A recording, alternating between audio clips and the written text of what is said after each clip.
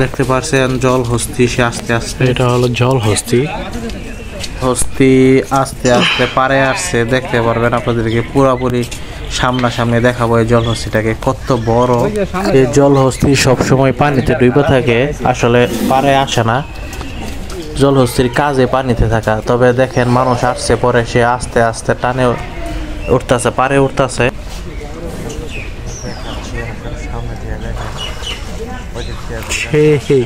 সে আস্তে আস্তে পানি থেকে দর্শকদের সামনে উপরে উঠতেছে। সাথেই থাকুন, যারা যে যেখান থেকে ভিডিওটা দেখছেন অবশ্যই লাইক কমেন্ট শেয়ার করবেন। দেখেন অসাধারণ, সে সামনে দর্শকের সামনে আবার কাদা মাটি হতে ভরা শরীর।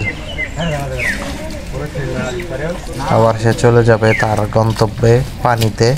আসলে সে বাহিরের ওয়েদারে তার শরীর মানায় না, তাই সে সবসময় পানিতে থাকা তার কাছে ভালো লাগে।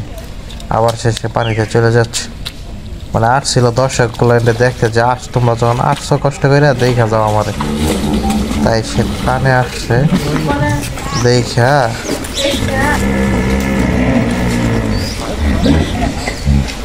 কে কে সামনাসামনি এরকম ভাবে জলহস্তি দেখছেন অবশ্যই কমেন্টে জানাবেন। এটা হলো চিড়িয়াখানা, বাংলাদেশ জাতীয় চিড়িয়াখানা। যারা আসবেন দেখতে পারবেন, অবশ্যই এসে তাড়াহুড়া করবেন না, আসবেন কিছুক্ষণ ওয়েট করবেন, তাহলে এভাবে সামনাসামনি দেখতে পারবেন।